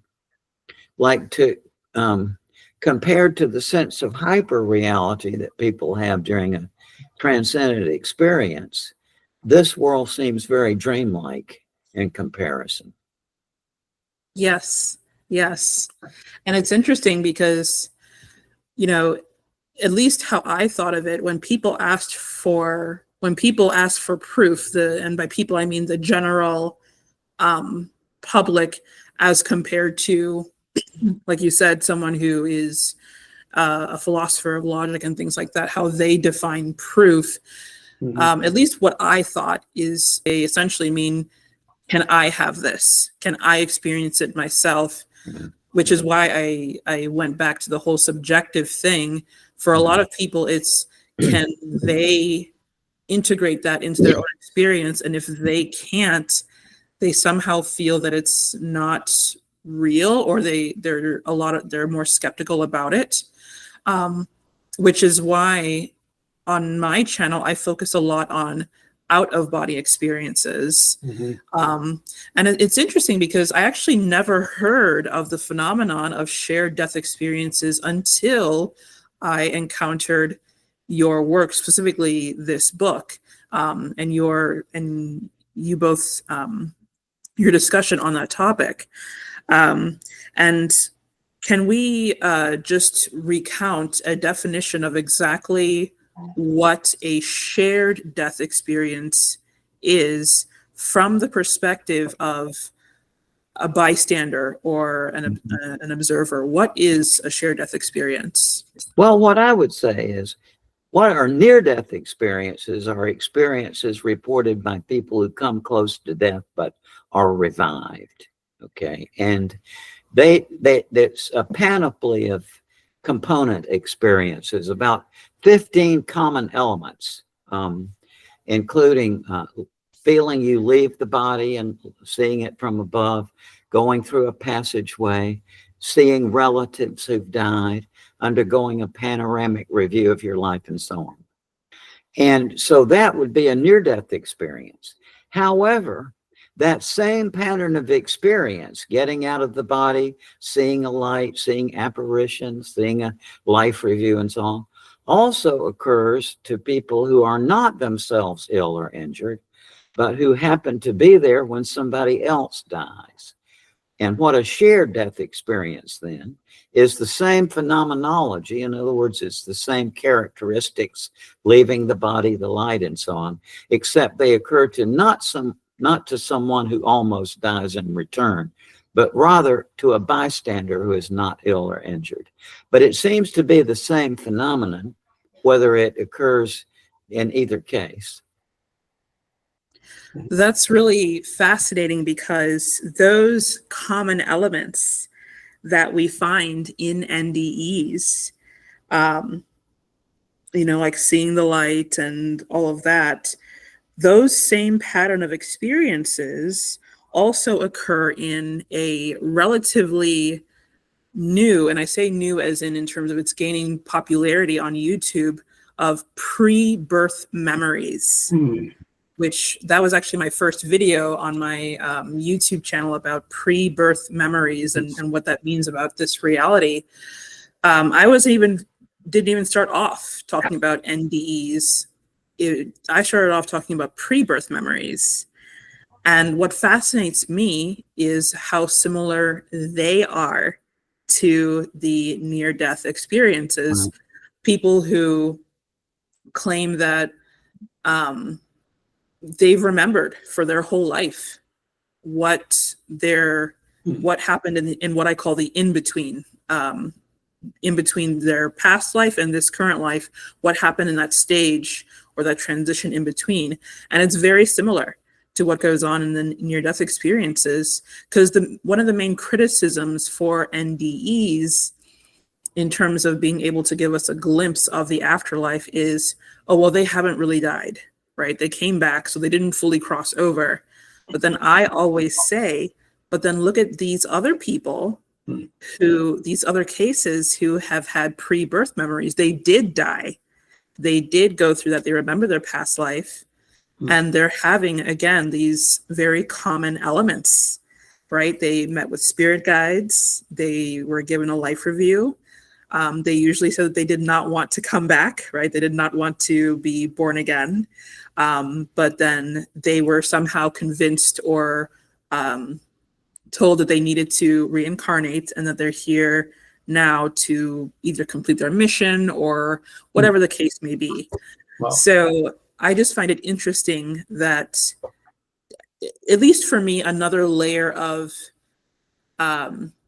proof, basically, that not only are NDEs, the phenomena of NDE is legitimate, but it has this other correlation in pre-birth memories that have a very similar commonalities in terms of their patterns and the events that people report, as well as how they felt during the experience. Like Dr. Moody said, feeling like they're in this different state of mind, state of being, a different dimension, feeling love and feeling or peace. And I just find that very interesting, as well as, of course, past life regressions and what I focus more on, OBEs, or out-of-body experiences. Now, for me, out-of-body experiences are different because I've seen the white light. When I started having the spontaneous out-of-body experiences, I saw the white light about 3 times, but I've never seen it again. And I never went in because obviously I didn't die. But one of the fascinating things is I don't see that white light tunnel anymore. It's almost as if I desensitized, in a way, the system, because it's like, okay, well, she's not dying. So, let's move on, I guess. But that would be a great book title there, Desensitized to the Light. Oh, God. Yes. And I do think that that's interesting that, that because that's what I am looking at as well. How, okay, when someone goes through an accident or even just a medical event, and then it's almost automatic, almost mechanical that this light shows up. But then if you've experienced what I've experienced, where it's like, okay, there's multiple times when you're experiencing this, when you're having OBEs, the system is sort of like, all right, so I've never seen the white light again. I've never, ever, for years now, and it's been 7 years now since I started having them, and I've never seen it again. So, yes. But the next question that I had then, for these shared death experiences, were your individual shared death experiences. Now, I know that in the Afterlife documentary, Dr. Moody, you mentioned that your family had a shared death experience. Yeah. Can you expand on that? Well, yes, incredibly, this was on Mother's Day of 1994, it would have been. I was with a group of people who were trying to figure out how to study shared death experiences. And I went to a shopping mall and got a payphone, which they had those days, and called my mother to wish her a happy Mother's Day. How are you doing? Oh, I'm fine, except yesterday I had a rash. My siblings took her to the emergency room. I don't think this is anything wrong, but we'll have an appointment to another doctor on Monday. Okay, so on Sunday, the word was Mom is fine, but had a rash. Then she went the next day, Monday, to the doctor, who said, you have non-Hodgkin's lymphoma, and you have 2 days to 2 weeks to live. And indeed, Mom did have she died 2 weeks later. And my family was there, and my wife and I and my brother-in-law and my sister. You get speechless, because what is this? And from my point of view, the room changed geometry. And I didn't hear my mother, but I understood what she was thinking. And my sister saw my father there, who had died 18 months before. So the very phenomenon I was studying incredibly, just, it happened to me. And that doesn't give me any extra insight on this situation, though, because it's still incomprehensible. I mean, these things violate the basic logical principles we use in everyday reality. And so something is going on, but we don't have the language or logic yet to understand it. I will say this, and I want to make a prediction, and I think that we do now have ways to look at this. And I think that in 2025, the reality is that the barriers now to rational investigation of life after death are entirely psychological. It's no longer a logical problem. And it is partly cultural or social as well, because the folks who, I call it the afterlife establishment, the parapsychologist and psychical. I am not a parapsychologist, by the way. It's to say in 2025 that the question of life after death is a scientific question is just false, and it's wishful thinking. As reason for you would understand, right? I mean, how do you verify this? But we're getting closer to it, and I think that the psychological barrier is simply this: is that most people who are interested in this, they're not interested in concepts, but they're interested in stories. And they will sit there for days on end and listen to these wonderful stories. But as soon as you start talking concepts to them, their eyes roll up, right? And Plato, in his Phaedo, which is the foundation of the rational investigation of an afterlife, is in reality as we have it today. And also the Christians made that the basis of their theology of the afterlife when the Christian church got started, was they accepted the Phaedo because, you know, there was very little to go on. But in the Phaedo, Plato points out that, yeah, there always has to be a story because the notion of an afterlife is so obscure that you have to have some sort of narrative just to bring the concept up or the notion up for discussion, right? But as Plato pointed out, even if you had a bazillion experiential narratives, as we do now, that still would not add up to proof of an afterlife. What you need is some set of concepts that can take you from the experiential narratives to the statement there's an afterlife. And people may, on psychological basis, just make that jump, but it's inferentially, it's not correct. But because people don't want to listen to concepts but want to hear stories instead. And that includes the parapsychologists. This is basically a storytelling world of parapsychology.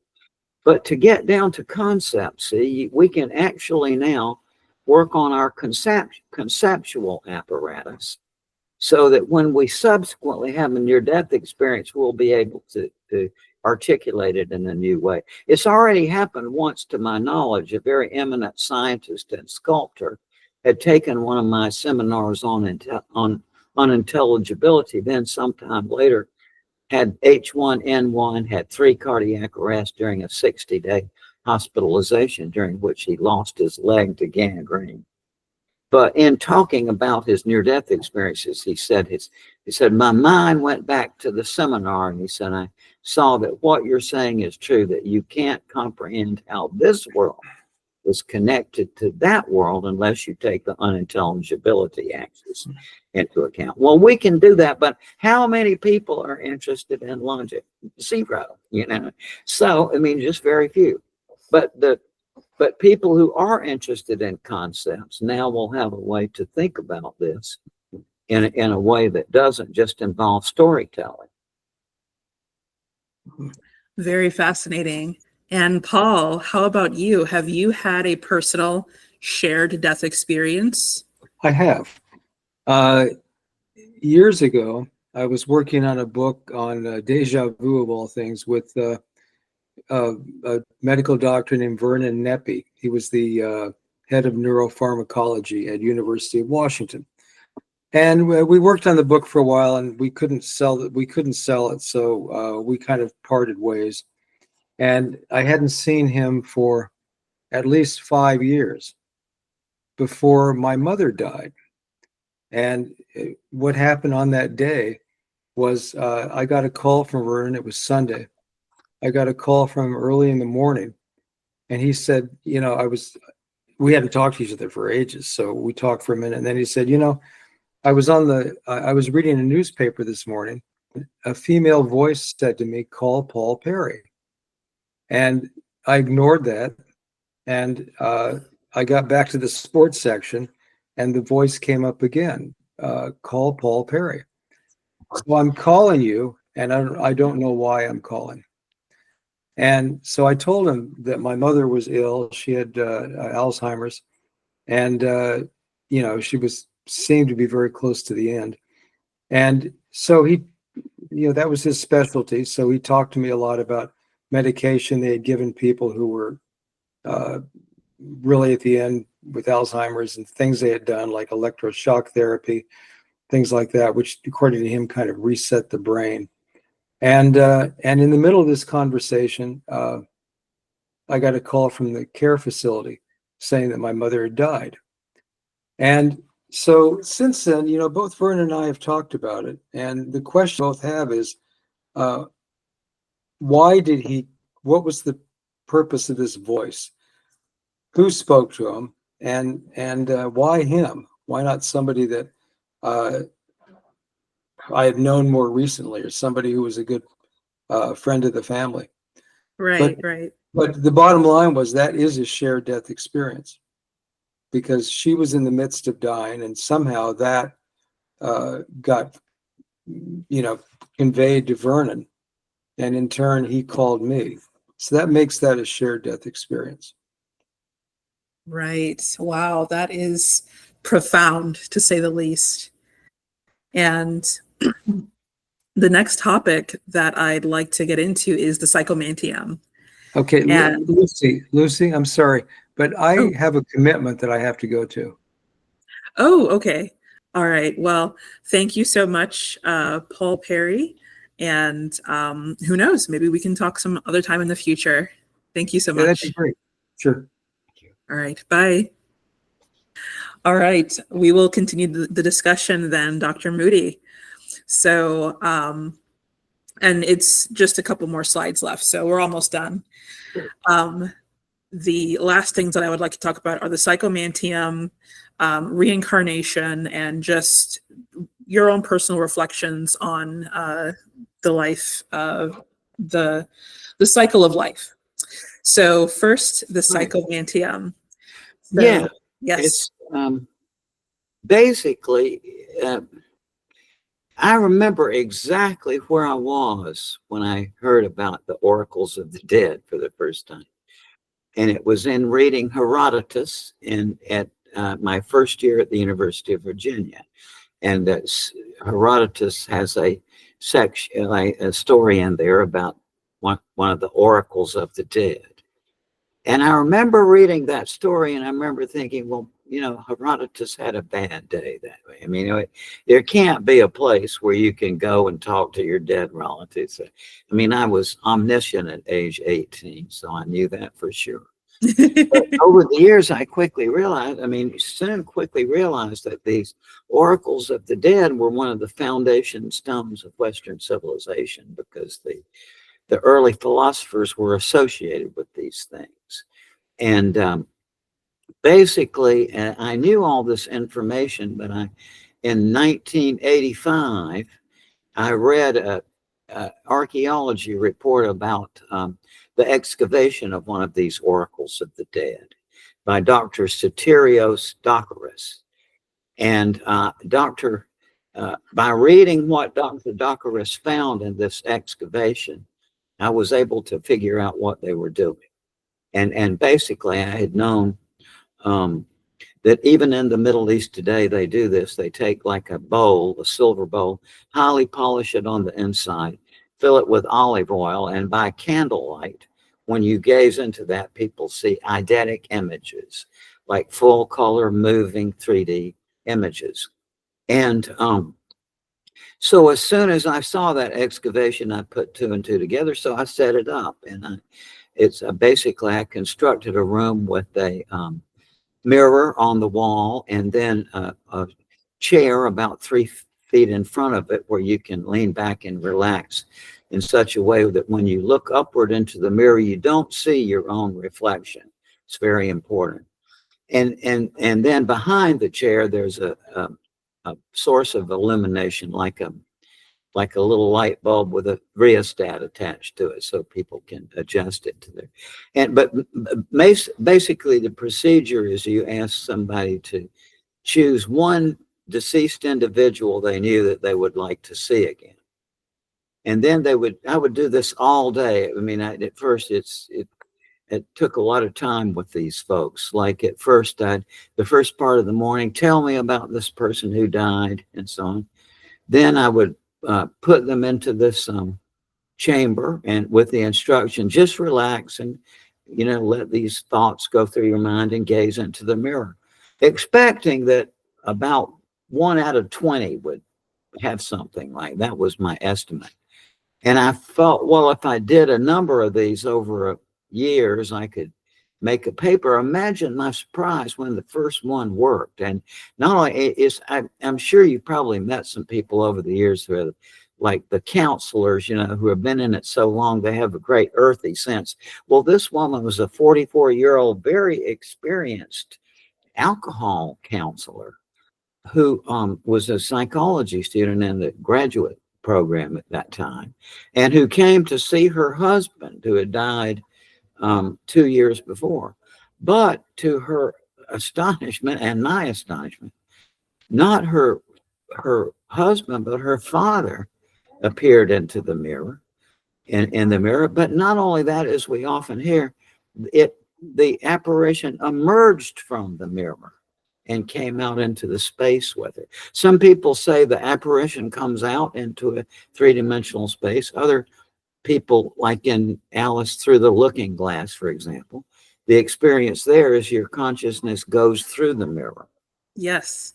Or some people just see the image in the mirror. But the most startling fact of this was that people took it to be a reality. It never once occurred to me that my subjects, they were psychologists and medical doctors, and I was expecting them to say, oh yeah, I saw this. But to my astonishment, people who go through this report it and think of it as a real event. And I was, for a long time, I was dubious, thinking, well, when I go in there, I'm analytic minded. I won't be fooled. But to my astonishment, my grandmother appeared to me. What else can I say? My grandmother came and talked to me. I'm sorry to say it, folks, in a way I never would have imagined, but I got to be honest in my reporting that to this day, my mind is reeling with it. And this has been replicated by lots of people. And so the reality is that I constantly hear, as I've done grief therapy now since about the 70s, and I constantly hear this thing, if I only had 5 more minutes. Well, the reality is it's possible. But at the same time, there's got to be a great cultural resistance to this. In our culture, it started with the Christians in 300 something AD, who forbade it. At one of their councils, they forbade a Christian to believe that a spirit can be seen in a mirror. By the way, some years ago, I got a communication from a religious studies professor at Cambridge, who was telling me that the Christians had this in their early years before the ideologues got in. And, you can't, because somebody might see something in the mirror that contradicts the ideology, right? So they banned it. But it works. It's a reality. And yet society just can't tolerate this. I mean, in a way, you can see why the whole social order would collapse if we could accept it as a reality that you could go and talk to Uncle Willis after he died. I mean, it's something that the structure of it and showing that it's been rediscovered constantly over the years. It's one of my favorite examples of the rediscovery of it was Dr. John Dee, who lived from 1527 to 1608, as I recall. He was in Elizabethan times. Yes. And he was the basis of the James Bond character, as Fleming has intimated in an article, because when he would sign his secret communications to Queen Elizabeth, he was an early figure in the intelligence world. I have some friends in intelligence work, and they tell me that even now, some of the principles that one of the principles that John Dee first articulated is still accepted. For example, he was the first person to realize that you don't get the best intelligence about country X from within country X. You go to the surrounding countries where the dissidents go. But anyway, it's just very brilliant. And he was an early archaeologist and a pioneer in special effects in the theater. But he came across this when the Spanish went to Mexico. Among some of the things they brought back were these Aztec mirrors they used for this, obsidian mirrors. And he discovered that he could see the spirits coming out and so on. So he wrote about this. But of course, it was, nobody, because society can't accept this in a way. But it is a psychological reality, but the social order can't allow it. the whole thing would collapse if we allowed that you can talk to the dead. Wow, that's very interesting that you say that, because I had a similar experience even before I knew what a psychomantium was. But I had one experience with a phenomenon known as scrying, or just like I just stared into a black mirror. Yeah. And the thing is, interestingly enough, nothing happened to me during that 1 hour that I was sort of just in a meditative state looking at the mirror. But that night when I went to sleep, I had an out-of-body experience, and I had a very profound experience. So it was interesting because it didn't happen at the moment when I was in. That's right. But it happened later on, and I basically saw, which is going to go into our next question about how life, basically I was seeing it from an outside perspective, how we start off, interestingly enough, ironically enough, seeing our death. And then basically it's sort of like you're going backwards in time, seeing, okay, what ultimately leads to your death. It's like I saw this timeless tapestry of death, and basically everyone's going back in time. This is very interesting. It's hard to describe, but I relate because I've been there myself, so to speak. Oh, excellent. Yes. Oh, good. How I understood it. Basically, who or what would make life worth it, make death worth it, make this experience worth it. And what I basically saw is, and this could be, from my background in biology and biomedical sciences, but I saw that what we're essentially all doing is we're forming this tapestry, this complex tapestry. And every time we find the person or the thing or the reason that made this life and death experience worth it, we form what I call a molecular bond. And the bond energy, the strength of that bond energy, is basically what made it worth it. Because as you are aware, molecules, atoms, substances, they prefer to stay in their ground state. It takes a lot of energy for atoms and molecules to be clumped up together like that. And it's sort of like, okay, what would make it worth it? And in a weird sense, sort of like a universes within universes thing, it's like we are those molecules. And every time we form a bond, it, in the higher dimension, if you will, that's also forming a molecular bond, which is creating this tapestry, almost like this DNA winding thing of our series of lives that is creating this. The best I can describe it as a tapestry. Yeah. But I've heard that very metaphor. Yeah. Really? Oh my goodness, good. Because I was like, is this just happening? It's taken a long time to process that vision, that visionary experience from my own, at least what I know now is sort of something similar to a psychomantium, where you sort of stay in a dark room and you have this experience and things like that. And I've had quite a number of people. I've done hundreds and hundreds of these. You lose track, but I've had a lot of cases where the person did not have anything in the mirror room, but then when they got back to their own quarters, they had a follow-up, like the person who they had called up appeared when they got home.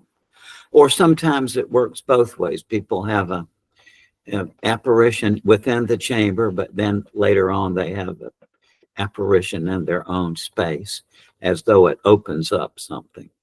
Right.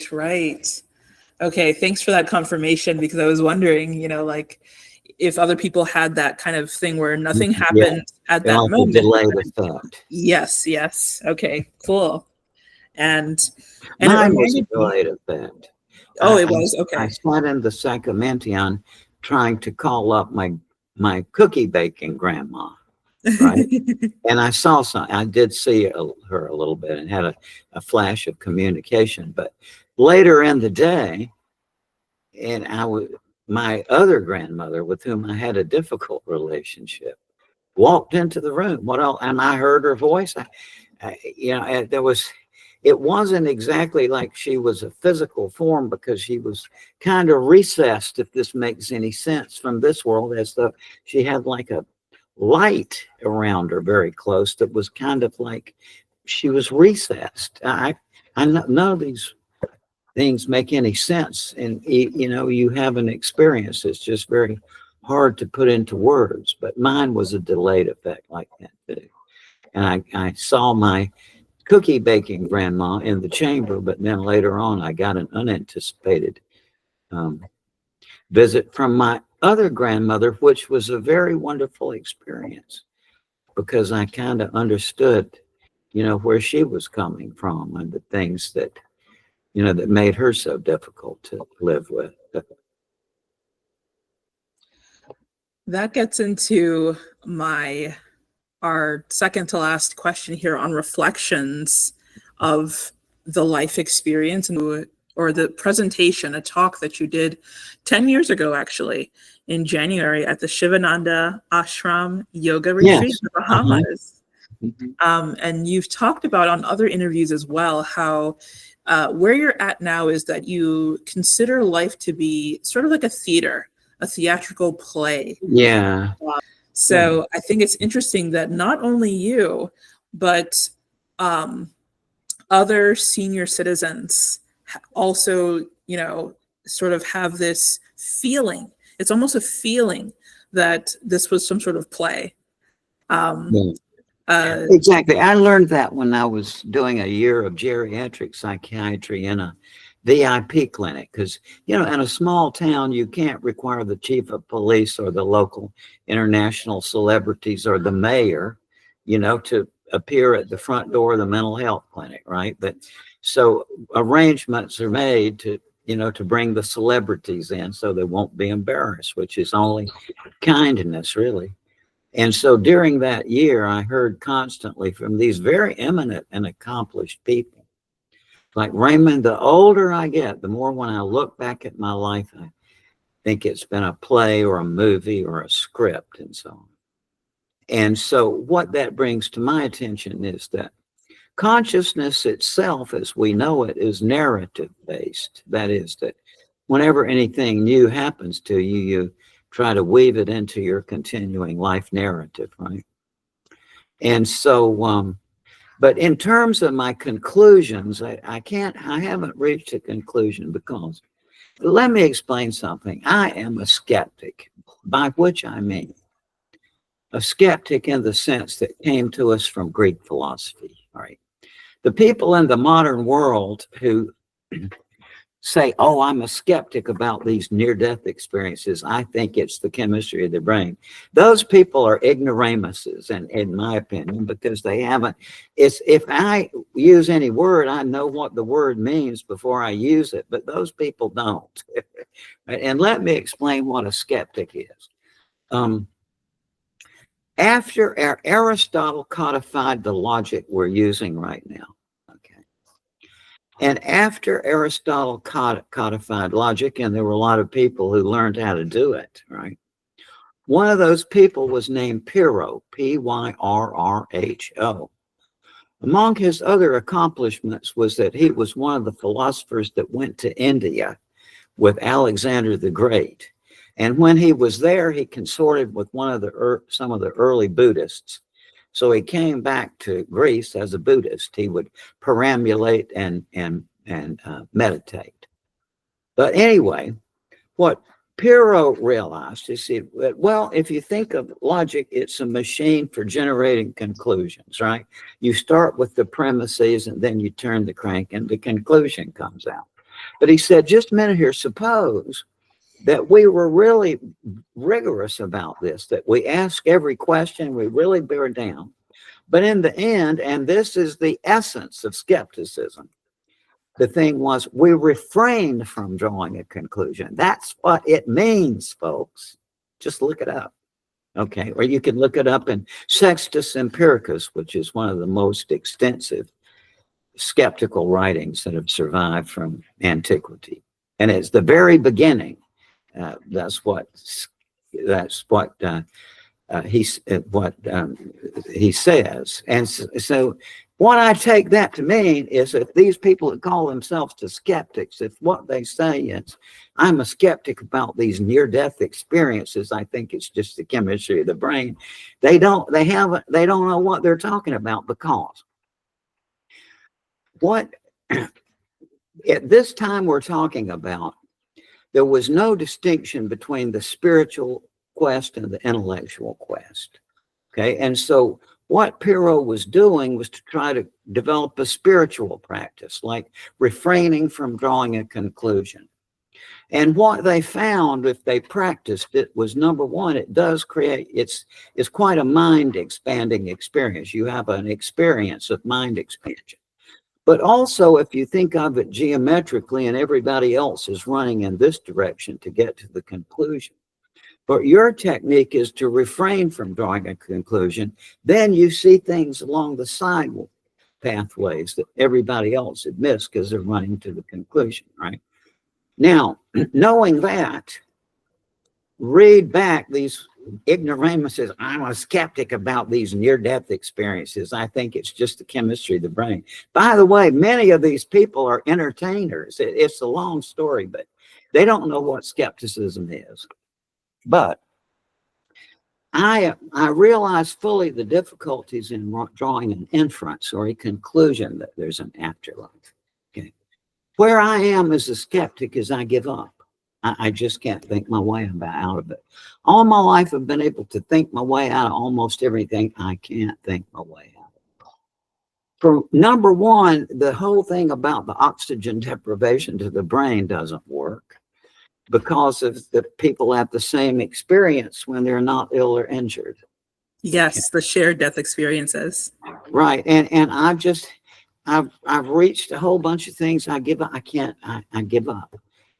And I can't say it as a conclusion, but what I can say is I gather, that's a soft enough word. I gather that there's an afterlife. It's still very counterintuitive to me, but I can't think my way out of it. So that's where I am. I realize the difficulty in drawing a conclusion, but I can't think my way out of all these things. For example, about 10 years ago, I heard from a wonderful man who's a well-known emergency room doctor, and his name is Jeff O'Driscoll, and he has a friend, Jeff Olson, who is owner of a graphic arts, a fine arts guy, you know. And so Jeff Olson had a horrendous car crash in which his wife was killed instantly, and one of his children, and he almost died, and his leg was smashed off during the accident. But when he went to the hospital and surrounded by all these tubes and wires, Jeff O'Driscoll, the emergency room doctor, came into the site and had an extended conversation with Jeff Olson's wife, and who was dead. And so then, as this came out, the nurse said, well, you know, me too, you know, and I hear dozens and dozens of these things from doctors, you know, that, I participated in these experiences of the patient who was apparently dead. I mean, I just give up. Now, that doesn't mean that the notion of an afterlife is a clear concept, but I think we do have logical means now to clear up that concept and get it more precise. But the difficulty is that what I call the afterlife establishment is not going to like this, because that is a story-based thing. And it's the afterlife establishment that we have is ahistorical, first place. You know, rational inquiry into the question of an afterlife probably began with Pythagoras and Alcmaeon about the same time. And those were the first attempts to cope with the notion of an afterlife by reason. And then it went to Plato, which then sort of set the template for the Western way of looking at the afterlife. And one more thing that I'd like to share with the audience, that the study of near-death experiences, it's not sort of just this fringe idea. There are organizations, entire foundations that are devoted to researching and continuing the research of not only Dr. Moody, but like he said, continuing on the ancient Greek philosophy legacy. I think that overall, it's a human endeavor. It's a human endeavor to try to understand, what's going on, and it is gaining more traction. For example, like we see here, the International Association for Near-Death Experiences, or NDERF, right, the Near-Death Experience Research Foundation, and others that are and have been devoted to looking at all of this. The cycle that we started off with when I talked about the cycle of life, death, and rebirth. Now, in this talk that you gave at the Bahamas, you made it very clear that reincarnation is not your area of focus, but you were just invited to give your personal insights and background of it. You talked about in this presentation, in this talk, about how your own children, your adopted children,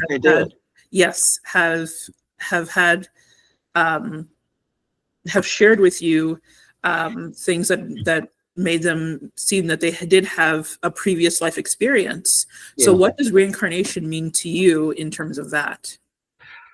Well, number one, I and my wife can observe my kids closely. They're 26 and 24 now, but nobody else has, right? And so this has a special impact on me because I know their life history. We adopted both of them at birth, and they're now 26 and 24. And they never went to church. My Blackfeet Indian daughter did go to a black church where we live because she had friends there, but they weren't drilled into this religion thing. And when my wife and I never talked about life after death or near-death experiences, we talk about what's for dinner or what's on the movies this week, right? And my kids found out about my work with near-death experiences by looking me up on the internet. So from my personal observation, they didn't get any of this growing up. But both of them, at a very early age, recalled where they were beforehand. What else can I say? It's like my son Carter, when he was 5, we were watching TV and I was flipping through the channels, and I flipped through what turned out to be the National Geographic channel. And Carter became very animated. Dad, that's my village. What? So I turned it back, and it's a National Geographic documentary about village life in China. So Carter said, yeah. He said, he said, Dad, before I came to you and Mom, I was with my other mom and dad in China, and my brothers and sisters. Wow, and I was incomprehending it. And so he said, as though to orient me, he said, yeah. And then I was up in the trees looking at you and Mom lying in the grass. And I knew exactly what he was talking about. But before he came, my wife and I were in Greece at an oracle site, and we were exhausted from the flight. This was way out in the middle of nowhere. So the attendant at the oracles, there's nobody else there. He said, you two just lie in the grass over there and take a nap. And what we did, and what we were talking about was adopting a baby. All right, so that, oh yeah, Mom, I saw you. I was in the trees, and there were these big trees around. All right, and a similar thing with my daughter. But I had heard of this before. I lived in a neighborhood in Charlottesville. It was You know, right across the street from us was a professor of economics. Next door to him was an accountant. On this side to the right was a guy who owned a car dealership. I mean, these were not folks who were interested in this area, but during the time I lived there, it happened several people came up to me and said, you know, knowing I was a psychiatrist, said, Raymond, it's like, you know, Timmy here is talking about living in Egypt or whatever it was. And I would talk to the kids and I couldn't say anything wrong. I said, well, you know, I don't know what it is, but then it happened to my kids too. So, and as I gather, it's just a very common thing that little kids will talk about where they were before. And I learned that during that time I lived in that neighborhood, just from my neighbors. But then years later, it happened to me. My YouTube channel is geared towards people who are into this concept of the reincarnation cycle. Yeah. And particularly are ready for this life to be their last one. Yes. Yeah, and David Hume. Now talk about a skeptic. David Hume, he was 17. He died in 1776. All right. And David Hume was kind of the archetype of skeptic. When I started getting into this field back in the 70s, and I talked to all these so-called skeptics, they didn't even know who David Hume was. Right. But anyway, Hume, in his essay on the afterlife was entirely dubious. He said, by the mere light of reason, it seems difficult to prove the immortality of the soul. Some new species of logic is requisite for that purpose, and some new faculties of the mind that they may enable us to comprehend that logic. And yes. as you know, the parapsychologists, this doesn't compute with them, but it's reality. But in that essay, Hume said, he said, you know, to me, he said, the only kind of afterlife that a philosophical person could entertain would be reincarnation. And he doesn't elaborate. But what I figure was the reason he said this was that, you know, he was well known as a historian too. And historians understand the essential nature of narrative, or the significance of narrative for human experience. So I figured that's probably what Hume was talking about, because of all the different views of the afterlife, the reincarnation is the most story-like, right? It's like you relate something that happened before. But anyway, and so, you know, Hume was right, I think, that in those terms, it's the most thinkable form of an afterlife is reincarnation, I think. And it also figures in, I think, to what I was talking around before, that consciousness itself is a narrative phenomenon. Because when something new happens to you, you automatically weave it into your continuing life story. You might say that, see, what Raymond Moody is saying there is that life is a kind of theater. And so the analysis would be that I'm taking one aspect of the human experience, namely the theater, and projecting it out as a model of the whole. And that is a fallacy. However, I say it happened the other way around. That is, that the reason why we have the theater is that certain people, as they grow older, realize the narrative quality of life. I mentioned earlier, I was for a year as a geriatric psychiatrist in the VIP clinic, talking with these very eminent people who constantly said, Raymond, the older I get, the more I develop this uncanny impression when I look back at my life. It's been a novel or a script or a movie or a play or whatever. Well, the history of the theater is that they had in Athens these folk festivals, that had harvest festivals that had gone back for ages, and the chorus would sing the old stories. But on this one occasion, for reasons unknown, Thespis stepped forward from the chorus and spoke his own lines, created a sensation. All right. And so what are the Greeks all about, folks? Competition.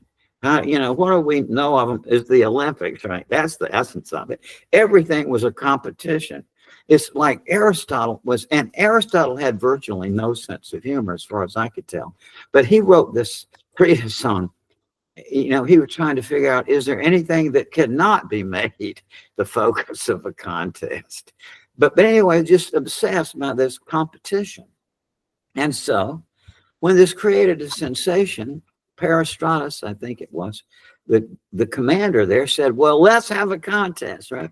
Who can write the best one of these things? First winner, Aeschylus, then Sophocles, then Euripides. 50 years. And the theater becomes a profession. Well, what I think happened was that these guys, they were thoughtful people. They were the public intellectuals of their day. So they had just figured this out, the narrative quality of life. And they said, well, we can create a flat space here and dress people up in these big masks, and we can act out a life in 2 hours, 3 hours. See, and that's how the theater originated, in my opinion. Yeah, art imitating life and life imitating art. Right. Practically everybody says, no matter how articulate or how many languages they speak or how brilliant they are, they say, I just can't describe it to you. There are no words, right? And so the ineffability provision is very important in comprehending how these near-death experiences, narratives work. Because if somebody says, this was not in time and space and there's no words for it, but then they go on to say, but the only way I can say it is I got out of my body, I went through a tunnel into a light, saw my life in review, met my deceased relatives, returned to my body and came back to life. That is a travel narrative, right? But the conventions of the experience is that it didn't take place in time or space. But the meaning of a travel narrative depends on time and space. See, we can see by analysis that it is a travel narrative, and that since a travel narrative makes no sense in the absence of time or space, we're dealing with something else than an account. That we're dealing with some other kind of narrative account. I sort of wonder if the reason why people say that this wasn't in time and space is because they don't really understand what space-time is. So yeah, first love and count me on that one. I mean, I've studied physics and all, but it's really time or space. That's a tough one. Edmund Alexander, the neurosurgeon, I asked, you see, in this world we orient ourselves by time and space.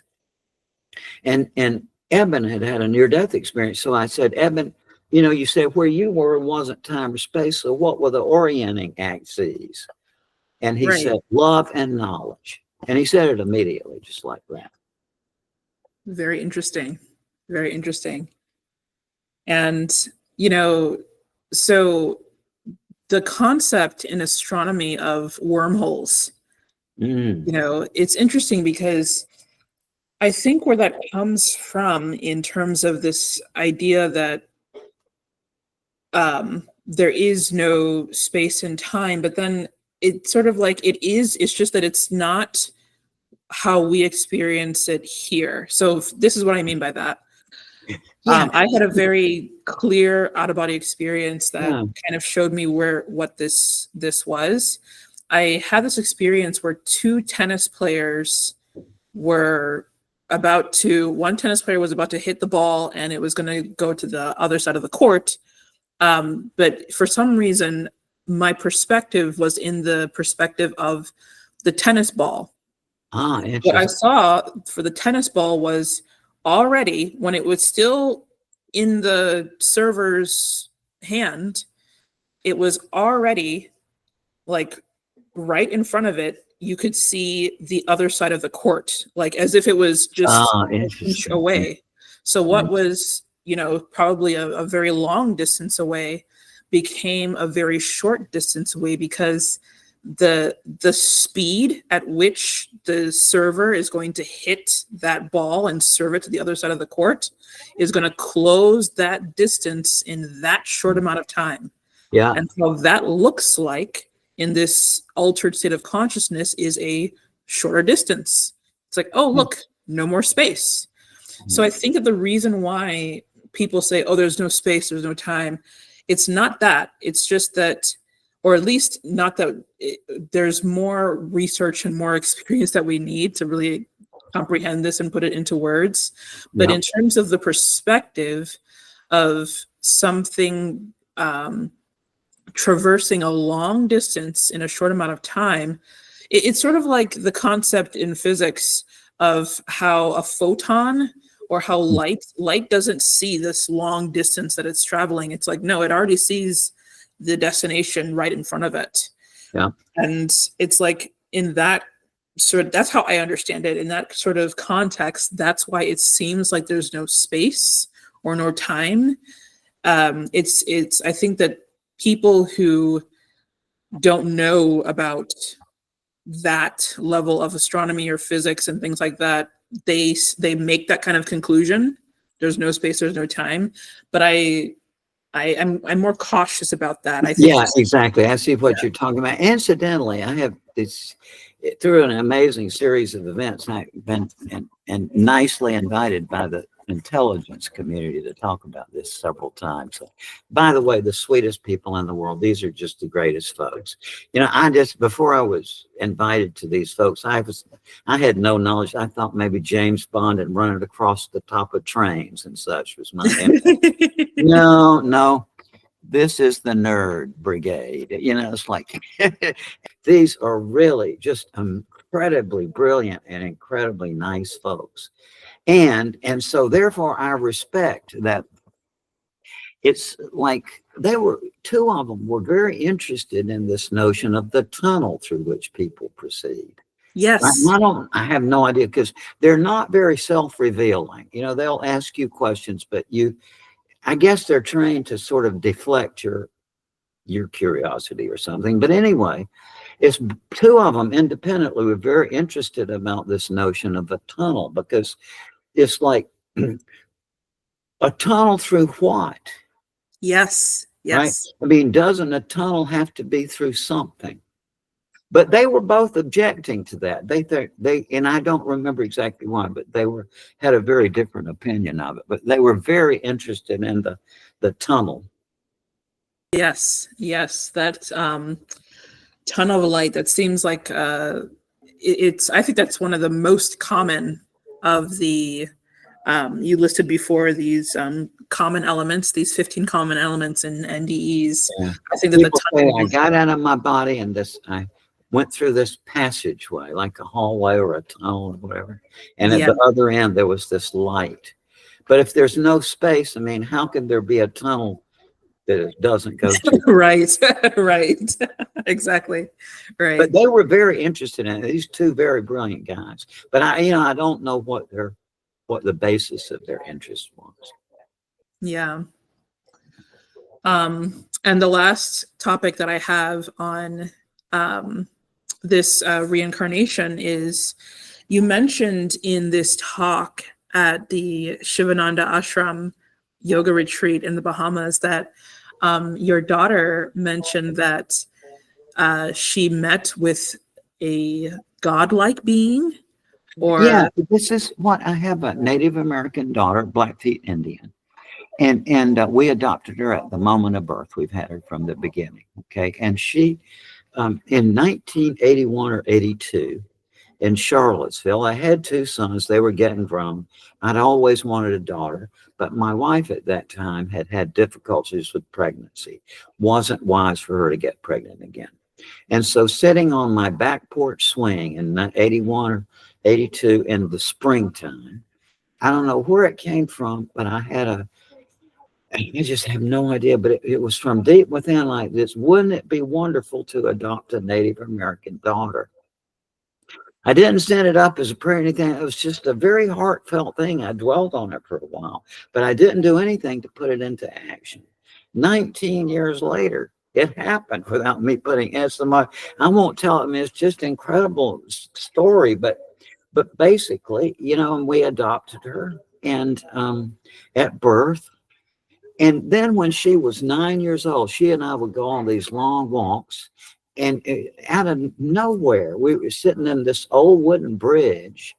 And she said, I don't like this place.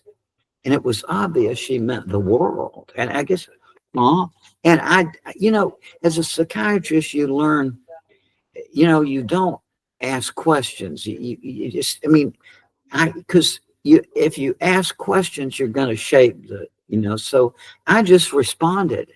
And she said, I don't like this place. And I said, and she said, yeah. She said, when you die, you just go up and you be with God. And you know, we don't talk about God, but she had, you know, you hear it on the radio. She said, well, you go up and you be with God and he keeps you up there till all the people you know while you're alive have died. And then he sends you back as another person. I said, what makes you think so? I just know in my mind. And I was with God and he pointed you out to me. And he said, you got to go down to be his daughter. And I said, well, how did you feel about that? Oh, I didn't want to do it. Right. Yeah. But he pushed me twice. He pushed me down to be your daughter. And I said, well, are you glad you came? Yeah, sure. But anyway, and I didn't pursue it. But because of that, she still, even just a few years ago, she said, I always wondered why they pushed me out of that light. Yeah. That is such an incredible story. It is. And I mean, my daughter is pretty incredible. I mean, she's, you know, she is a Native American Indian, and that came very clear when she came along. Because, like I said, she had this incredible ability to see birds' nests and such. We lived in the country, and she, incredible. It's like you were seeing that she was doing something she had been before, like looking for eggs and stuff. You know, and she couldn't articulate it. It's like she said that at one point. She said, I'm going to find some birds' eggs. And in less than a mile, she found 3 different species of birds' eggs. And I said, how do you do that? And you could see her wheels turning, you know, she's trying to, but then she, just go along the other side of the road and look. She couldn't articulate it, but it was obviously in her. do you think that people's memories are wiped? I just have no idea, but I can't, you know, couldn't deny the you know, the many things that, like, several times when she was 3 or 4 or 5, I saw her once, and our babysitter saw her once. When she thought that nobody was observing her, she would just go, you know, and where does that come from? We didn't Right. dwell on this, but I don't understand it. Yeah. And there are accounts of those, a famous documentary account of that little boy that remembers fighting in World War II. And he was drawing the fighter jet he was on, or not fighter jet, but whatever planes they had back then. I saw that myself in that neighborhood I was telling you about, and I give up on trying to explain it, but I couldn't deny that. And these were kids, you know, mostly they were not religious. You know, their parents had one of them was a biochemistry professor, and you know, they were puzzled as to why their little kid was talking about living in some other world. And they, of course, you know, they brought them to me because they were afraid it meant they were psychotic or something. And I was able to, you know, reassure them on that point, but I couldn't make any hypothesis about where it comes from. You know, about the fear of death, people with near-death experiences say, I'm no longer a fear of death. And I can say I'm not afraid of death anymore, too. And I'm not a macho person. I'm a chicken. All right. But I have to, you know, a lot of people over the years have come to me because they have the fear of death. And what I realize is that there is no such one thing as the fear of death. You have to ask, first of all, what is the fear? And for many people, and this is, I count myself in this, I don't want any pain. Right. Right, right. So I'm afraid of that. Many people are afraid of annihilation or obliteration. Well, I'm not afraid of that. And Right. many people are afraid of hell. You know, it's like they've been raised in these funda Christian, you know, Yeah. ideology factories. So they've been, you know, Right. instilled with the idea they're going to burn in hell when they die. And so that they, you know, but then some people are just afraid of the unknown. So you Yes. have to figure out what the focus of the fear of death is with people. So I realized on 7 or 8 that, you know, the situation for knowledge in this world within is nice, but it's not, you know, the big questions I'm interested in, I'm not going to get answered. But what motivated me that night, see, at the same time I'd read all these astronomy books and I looked through the telescope and saw the vastness and incomprehensibility of it. At the same time, my favorite authors were Lewis Carroll and Dr. Seuss. And so I was very familiar with nonsense. And so that night I had the realization that we live in a block of nonsense. And you had this experience too. A lot of people have this, but you know, you ask, how big is this thing we're in? And your mind goes out to the wall, right? But then you think, just a minute, doesn't there have to be something on the other side of a wall? But that other one, that doesn't make any sense either, that it goes on forever and ever. Doesn't make any sense that it comes to an end in a wall. Doesn't make any sense that it goes on and on forever. And that to me was, many people are scared by that.